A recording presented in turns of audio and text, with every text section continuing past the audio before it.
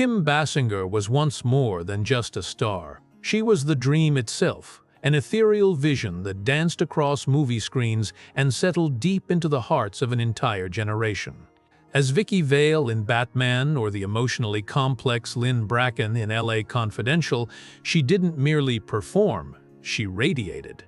With her otherworldly beauty and haunting vulnerability, Kim didn't just act, she enchanted. Her face seemed sculpted by light, her presence both celestial and painfully human. She was praised as the embodiment of 1980s Hollywood glamour, yet beneath the glitter, a storm quietly brewed. Hollywood can elevate, but just as swiftly, it can unmake. Behind the fame, behind the designer gowns and flashing cameras, Kim carried something far heavier than any trophy: her silence. A silence filled not with calm, but with wounds. A mind so haunted that it would one day lock itself inside its own home, terrified of the outside world. A marriage that crumbled into conflict. A fortune swept away by a single courtroom verdict. And a mother's heart dragged through the pain of public scrutiny as she tried to protect her child from the very world that once idolized her. She was, in every sense, the tragic heroine, standing quietly amid the chaos, refusing to break even as life threatened to bend her beyond repair. And just when the world thought Kim Basinger had finally found peace, the truth revealed a deeper ache. One that pierced far beneath the surface into the fragile soul of a woman who had endured more than most could ever imagine. But where did this story truly begin? Long before the glitz, before the iconic roles and red carpets, there was simply Athens, Georgia, a small southern town far removed from the roar of Hollywood.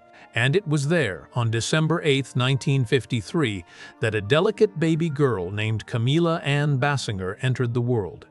Born into a family steeped in art and melody, her life was destined for beauty, but also for pain. Her father, Don, had once been a fiery jazz musician, only to trade his passion for a steadier life in banking.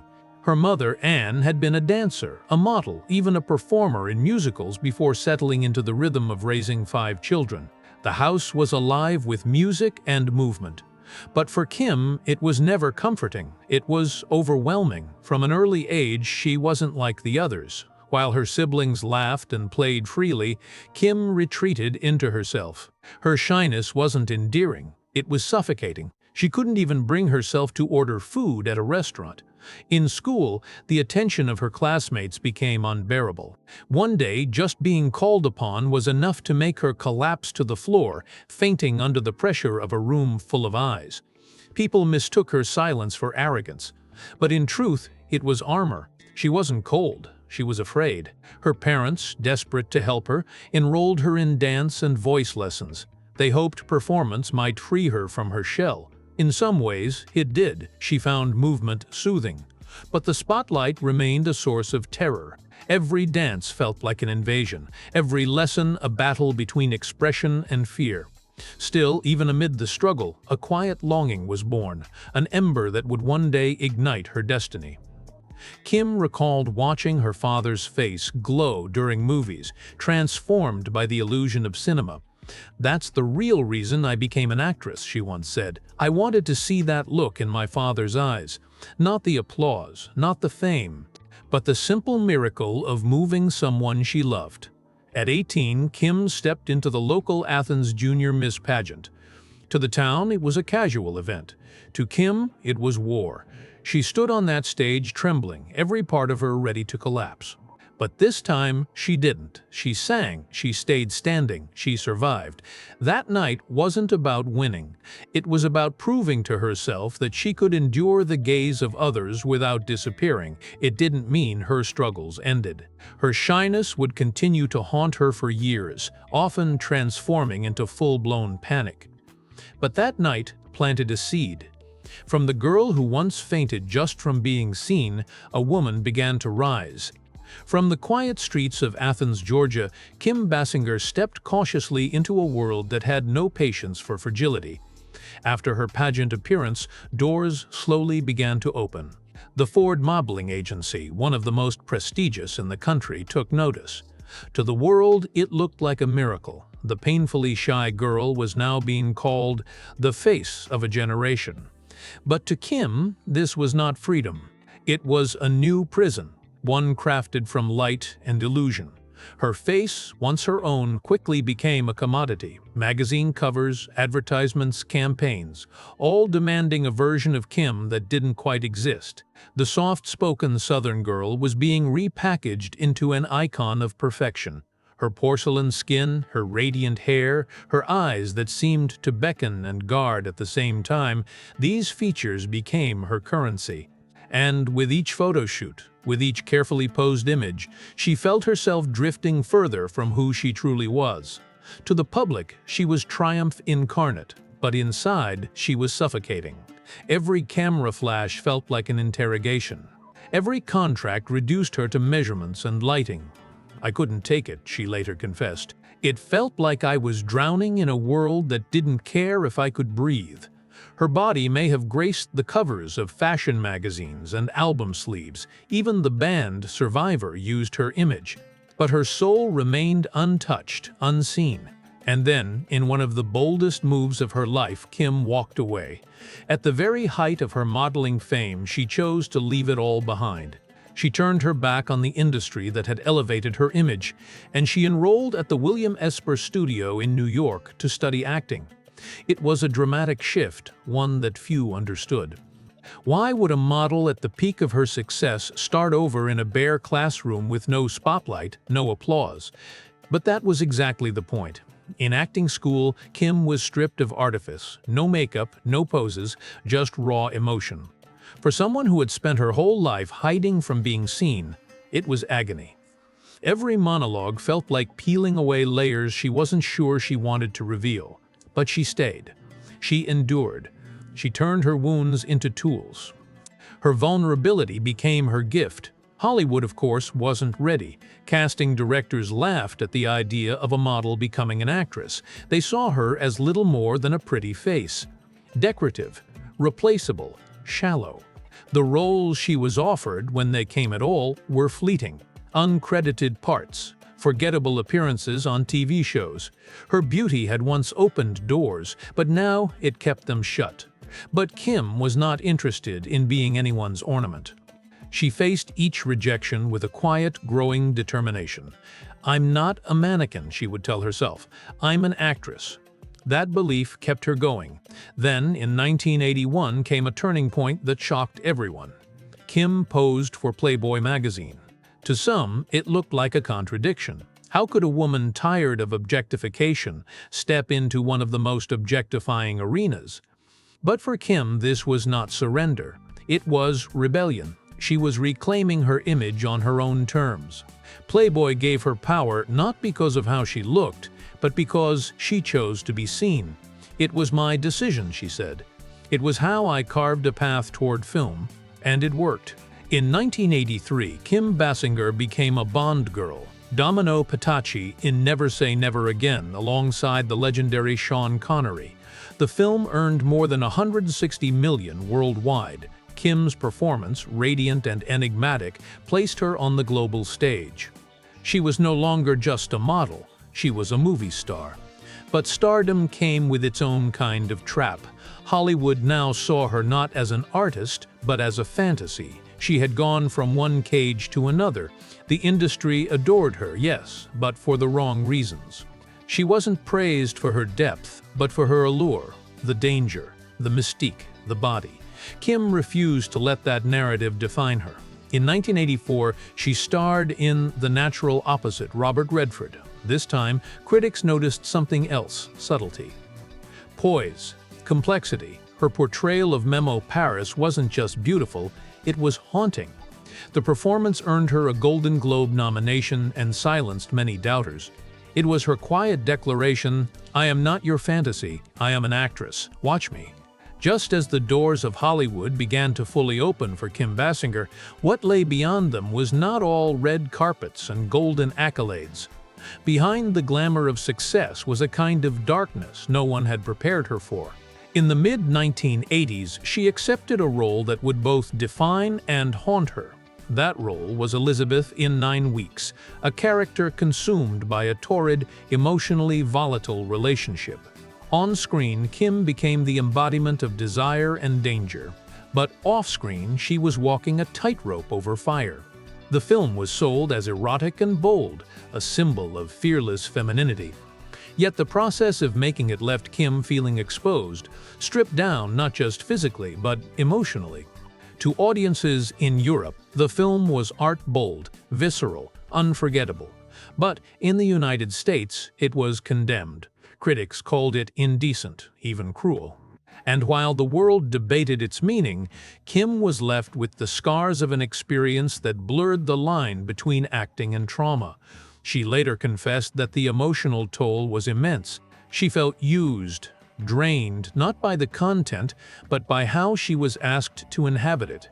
She never publicly lashed out at the film. She didn't need to. Her silence said enough. In rare interviews, she would simply call it a difficult time, letting the understatement carry the weight of her experience. It was a bitter irony. A role meant to showcase her power became one that chipped away at her strength. Instead of being praised for emotional depth, Kim was labeled, again, as the seductress, the siren, dangerous, replaceable. But even then, she did not retreat. Instead, she turned to something bigger than beauty, impact. In 1989, she played Vicky Vale in Tim Burton's Batman, opposite Michael Keaton and Jack Nicholson. The film was a cultural earthquake, dark, stylish, explosive, and Kim stood in the center of it all, not just as the love interest, but as the human anchor to a larger-than-life narrative. The role was a reinvention. She brought vulnerability and grace to a genre that had rarely allowed women much room to breathe. Batman earned over $400 million worldwide. Kim was no longer the struggling actress trying to prove herself. She was the heart of a global phenomenon. But her true triumph, the one that would silence her critics forever, came in 1997. That year, Kim took on the role of Lynn Bracken in L.A. Confidential, a high-end escort cloaked in mystery and melancholy.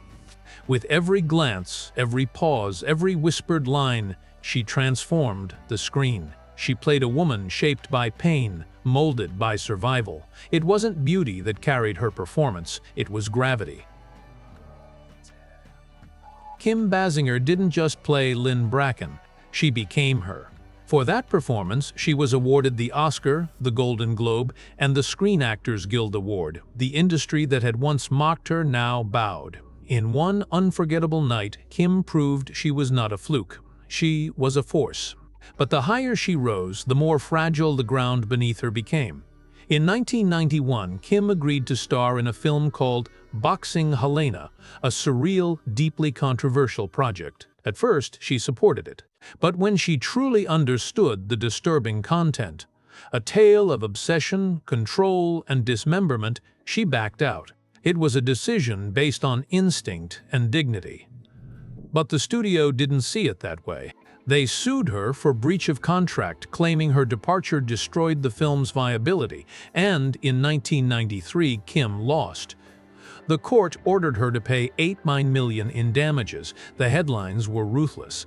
The press turned on her, painting her not as a principled artist, but as irresponsible, unreliable, ruined. It didn't end there. Just 5 days after the court's decision, she was forced to declare bankruptcy. The woman who had once stood on the Oscar stage now stood in front of a judge, her financial life torn apart in public. Among the assets she had to sell was her beloved dream, Braselton, Georgia. Years earlier, Kim had purchased nearly 2,000 acres of the small town, envisioning a space where film, tourism, and community could flourish together. But that dream was reduced to a line item in court documents, sold off like a failed investment. The tabloids had a field day. The beauty who bought a town and lost it, a cruel nickname, an unfair one. But perhaps the most devastating blow wasn't financial. It was emotional. Court documents revealed private details, her monthly expenses, spousal support payments, even bills for pet care and clothes. These were broadcast across headlines, turned into punchlines. Every dollar she had once spent to care for family, for herself, for her former husband, was now used as evidence of recklessness. No one asked what those payments meant to her. They only judged. And so, Hollywood, the place that once elevated her, closed its doors. For nearly a decade, Kim lived in a kind of exile. Her name was no longer mentioned with reverence, but with caution. She became a warning, a lesson. Yet through it all, she did not vanish. She endured. If courtrooms had stripped Kim Basinger of her pride, it was love that laid bare her soul. No lawsuit, no bankruptcy, no humiliating headline could reach as deep as the betrayals whispered in the shadows of her most intimate relationships. From her earliest years in the modeling world, Kim had longed for connection, but feared it just as much. Her beauty attracted attention, but rarely understanding. Romances came and went like flickering candles, brief moments of warmth that never stayed long enough to offer light. Beneath the flawless exterior lived a heart that ached for softness but often settled for spectacle. In 1980, she took her first leap of faith, marrying makeup artist Ron Snyder Britton. For a while, it felt like salvation. Ron seemed to understand her anxiety, her panic attacks, her desperate need for safety. When agoraphobia locked her inside her home, Ron cooked her meals, held her hand, stayed by her side. For 6 long months, Kim could not leave the house without trembling, and Ron became her anchor. But love lived in a fragile balance. Over time, devotion turned into weariness. The protector became a caretaker. The wife became a patient. The marriage began to shift, not because of scandal, but because of exhaustion. What had once been a shelter turned into a cage for them both. Ron's world shrank as Kim's grew. Her star was rising again, while he remained in the background, invisible. They divorced quietly in 1989, just before her career's second ascent. But the rupture didn't heal with time. Years later, Ron published a memoir, laying bare her most vulnerable moments. He described her shyness, her fears, her emotional spirals, as though her pain were just another story to sell. For Kim, who had once whispered those truths to him in trust, the betrayal was deeper than any court judgment. She was no longer just a public figure fighting for dignity. She was a woman watching her private wounds become spectacle. And yet, through it all, she still believed in love. So when Alec Baldwin entered her life, it felt like fate. They met in 1990 on the set of The Marrying Man, and the chemistry was instantaneous. Even crew members whispered that it was no longer acting. They were watching something real unfold. Kim, who had spent her life retreating from attention, was drawn to Alec's fire. He was confident, magnetic, unafraid. Where she was quiet, he was commanding. Where she trembled, he surged forward. She let him in. Together, they became Hollywood's golden couple. Every red carpet appearance was treated like royalty. They seemed untouchable. And when their daughter Ireland was born in 1995, the fantasy felt complete. In Kim's eyes, this wasn't just a family, it was healing. But even golden crowns grow heavy. Behind the closed doors of their glamorous life, the same patterns began to re-emerge. Alec's fiery temper clashed with Kim's fragility. What once felt like protection now felt like pressure. The intensity that once drew them together began to pull them apart. Arguments erupted, silences grew longer, the passion became combustible, and by 2002 they divorced. But the separation was just the beginning. What followed was not a clean break. It was a prolonged war. Custody battles, accusations, legal filings that turned their love story into a courtroom drama. And at the center of it all stood their daughter, Ireland, caught in the middle of 2 lives she didn't choose to be torn between. Then, in 2007, the private anguish exploded into public scandal. A voicemail surfaced. Alec's voice furious, lashing out at their 11-year-old daughter. It was painful, raw, and once leaked, it spread like wildfire. Tabloids dissected every word. Talk shows debated parenting ethics. And Kim, though she never confirmed leaking the message, was accused of betrayal all over again. For her, it was more than a scandal. It was heartbreak in its purest form. She had fought through bankruptcy, criticism, and lost dreams. But watching her child suffer under a public spotlight was the one blow she couldn't defend against. "Everything I do is for her," Kim once said of Ireland. "Every decision I make." But this time, love had left her powerless. No matter how fiercely she tried to protect her child, she couldn't shield her from this storm. In the aftermath, Alex's reputation suffered. Kim's motives were questioned. But Ireland, the innocent one, bore the deepest scars. Every headline was another reminder of a childhood fractured by fame and fury. Kim Basinger's life had become a mosaic of beauty and pain. She had worn every crown, endured every ruin. But this failure to protect her daughter cut deeper than all the rest. And when the dust finally settled, all that remained was silence. No more red carpets, no more applause, no more fairy tales, only a mother, alone, marked by survival. For most stars, the fall from fame is marked by fading lights, forgotten scripts, and hollow interviews. But for Kim Basinger, her final act was not about disappearance. It was about reclamation. If love had bruised her and Hollywood had exploited her, it was the silence that followed which gave her space to breathe again. In the years after her second divorce, Kim withdrew from the spotlight, not with bitterness, but with intention. What the world couldn't see was the war she still fought every day. A battle that had started long before the red carpets and camera flashes. A war not against critics or studios or lovers, but against herself. Her lifelong companion, agoraphobia. It had haunted her since childhood, but in adulthood it took root more fiercely. For months she couldn't step outside her home. Opening the front door felt like crossing a battlefield. Driving on the freeway became a task that triggered breathless panic. Crowds were unbearable. Tunnels were terrifying. Even the simplest things, entering a grocery store, walking into a meeting, became monumental tests of courage. People called her reclusive. But few understood the truth. That fear had not simply shaped her, it had imprisoned her. And yet, even in that prison, she did not surrender. She slowly began to rebuild her life, brick by brick. Therapy, small victories, new routines. She didn't strive to conquer her fear. She learned to live with it, to carry it like one carries a fragile object, gently, cautiously, but without shame. In 2022, she finally spoke publicly about her mental health. For the first time, Kim shared openly how agoraphobia had dictated much of her life. Her words weren't dramatic, they were honest, calm, brave. "I've learned to protect my energy," she said. It was a simple sentence. But in those few words, a lifetime of struggle and healing was laid bare. No longer chasing the next role, the next approval, the next validation. Now, she chased peace.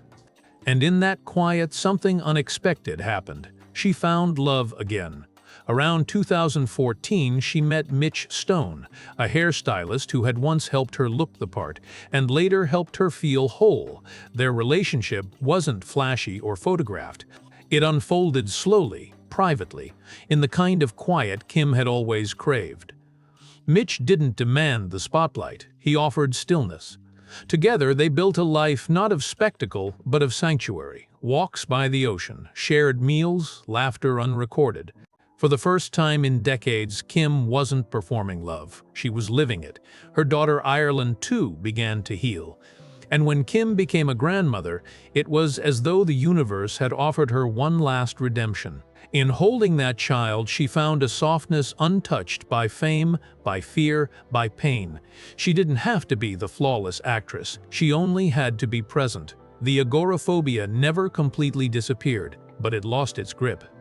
Kim learned to live without apology. She avoided chaos not because she feared it, but because she had earned the right to choose peace. Her routines became gentle, her health stabilized.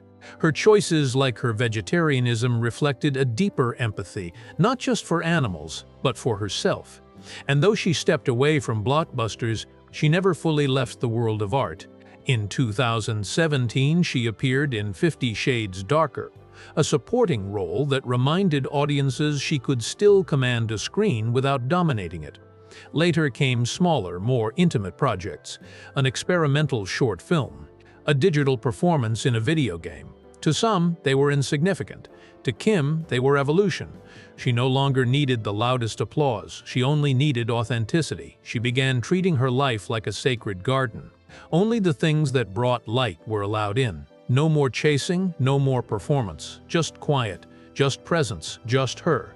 When a wildfire burned her Malibu home in 2018, the headlines were brief, but Kim's response was even briefer. She didn't make a statement. She didn't beg for sympathy. She rebuilt not her house, but her center. And today, at 71, she stands not as the faded star once splashed across tabloids, but as something more profound. A woman who endured the weight of being watched by the world and emerged with her soul intact. Her estimated net worth hovers around $20 million. But Kim no longer counts wealth in dollars. Her fortune is measured in mornings of peace, in the laughter of her granddaughter, in the rare gift of living unseen and unburdened. She doesn't post, she doesn't chase relevance. She simply exists, gently, bravely, and fully. What remains is not a legend in decline, but a survivor in bloom. She once trembled under the weight of attention. Now she walks with quiet confidence. She once searched for safety in others. Now she carries it within. She once fought for roles that proved her worth. Now her worth needs no performance. Kim Basinger's legacy is not just in Batman 9.5 Weeks or L.A. Confidential. It's not only in the Oscar on her shelf or the covers she once graced, it's in every woman who has ever felt too fragile for the world, yet chose to face it anyway. It's in every artist who has walked away from spectacle and chosen authenticity. It's in every mother who has sacrificed, struggled, and still stood tall in silence. Her story isn't just one of crowns and ruins, it's one of survival, one of grace, one of quiet, enduring strength. When the world forgets your name, it is rarely an act of malice. It is the nature of fame. It consumes its brightest stars, then moves on. But for Kim Basinger, being forgotten wasn't a tragedy, it was a choice. It was a rebellion against the very machine that once defined her worth in headlines and box office numbers. Because what the world saw as silence was, in truth, an act of quiet defiance. In her solitude, Kim did not just survive, she reflected. She began to trace the emotional fingerprints of every decision that had led her here. The roles she took, the men she loved, the awards she won, the child she protected, the fear she endured. Every piece, every fracture became part of a mosaic, a woman finally whole. And part of that reflection led her inward, to the places no camera had ever captured. In the years after her retreat from Hollywood, Kim turned to nature. She once said that the ocean helped her breathe again, and it wasn't poetic exaggeration. The rhythm of waves, the slow dance of tide and moon, became her metronome for healing. Every morning walk on the shore was a kind of ritual. Every quiet evening with the windows open and sea salt in the air was a prayer unanswered by words. Her Malibu home was not a fortress, it was a cocoon, a place where she could shed the layers the world had wrapped around her. She grew herbs, tended to plants, rescued animals. She built a life so removed from celebrity that neighbors often forgot they lived next to an Oscar winner. And maybe that was the point, because Kim no longer needed to be admired, she needed to be real. Her transformation didn't mean she forgot her past. She still honored it. On rare occasions, she would visit a screening of her old films or write a quiet message of support to a co-star going through hardship. She didn't speak loudly, but when she spoke, it mattered. There's a story once told by a makeup artist who worked with her on L.A. Confidential. It was after filming, late at night. The crew had packed up. The lights were being turned off. But Kim stayed behind, not to take photos, not to bask in glory, but to sit silently in the empty set, her hand resting on the back of a chair, her eyes distant. When asked what she was doing, she whispered, "I just need a moment to say goodbye." That was Kim. Always feeling things others overlooked, always carrying the weight of scenes long after the director yelled, "Cut." Her sensitivity had been her curse in youth, but in age, it became her wisdom. She spoke rarely in interviews, but when she did, her words were soaked in experience. She talked about the importance of mental health, not with statistics or self-help slogans, but with lived truth. She reminded the world that you could win an Oscar and still be afraid to walk outside, that you could be called beautiful by millions and still feel invisible to yourself. She also quietly mentored younger actresses, often through back channels, never for publicity. Those who struggled with anxiety, with abusive sets, with the harsh gaze of press, Kim would call. She would listen. She'd just say, "You're not crazy, you're just tender, and that's okay." She became what she never had, a protector.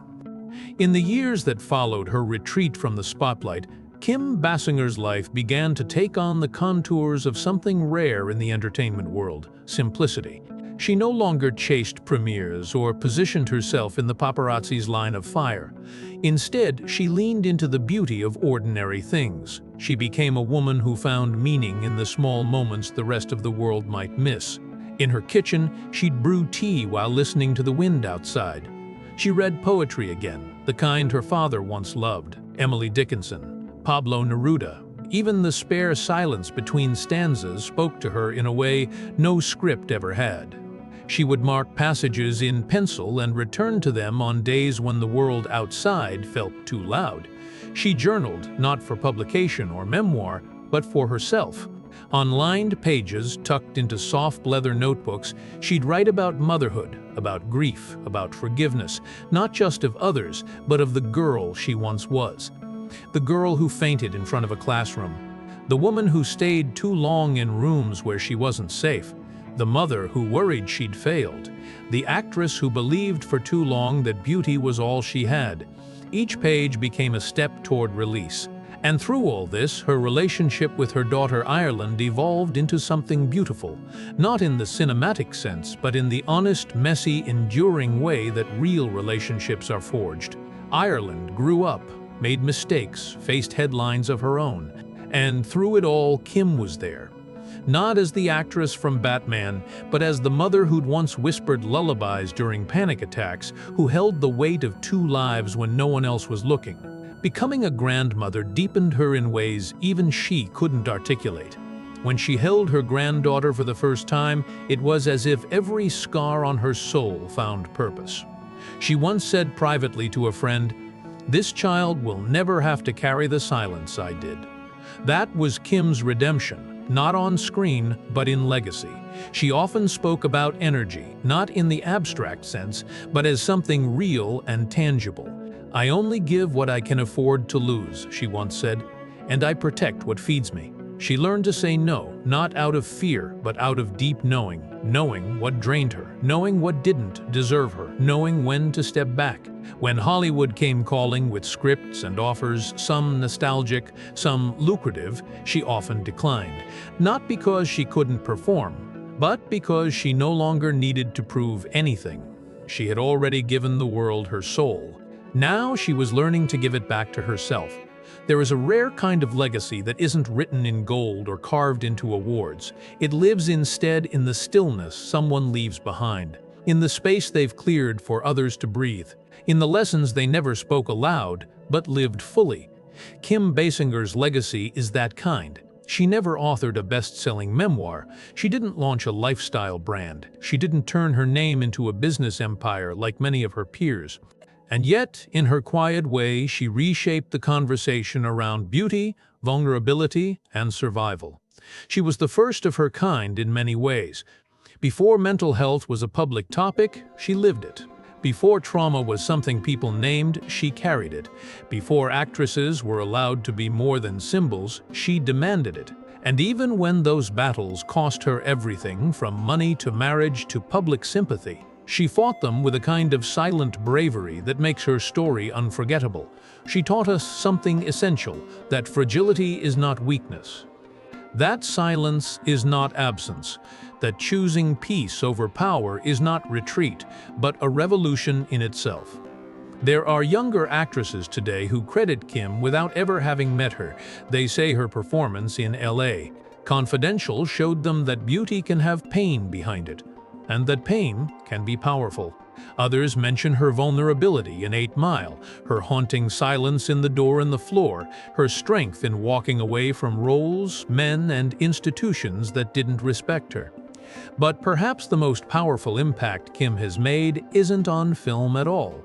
It's in the shift she made, slowly, quietly, from being a woman who was watched to being a woman who simply is. She is not retired, she is not gone, she is not erased, she has evolved. Now, at 71, Kim Basinger lives on her terms. She rises with the ocean. She holds her granddaughter close. She avoids the red carpets, not because she's afraid of judgment, but because she's done playing that part. She is no longer an actress trying to become someone else. She is simply herself. And in that simple, quiet truth, there is a kind of greatness no statue could ever capture. If the little girl from Athens, Georgia, who once fainted under the gaze of a classroom could see who she became, she might still be afraid, but she'd also be proud. Because she didn't just survive the gaze of the world, she outgrew it. There are many kinds of legends in Hollywood. Some burn bright and vanish, some rise, fall, and rise again. And then there are those like Kim Basinger who shine not because they never broke, but because they broke and chose to keep glowing anyway. So if Kim's story has touched you, not just the rise, not just the fall, but the survival, the healing, the grace, leave a word below. For in that word, you continue her story. You honor not the actress, but the woman who dared to be more.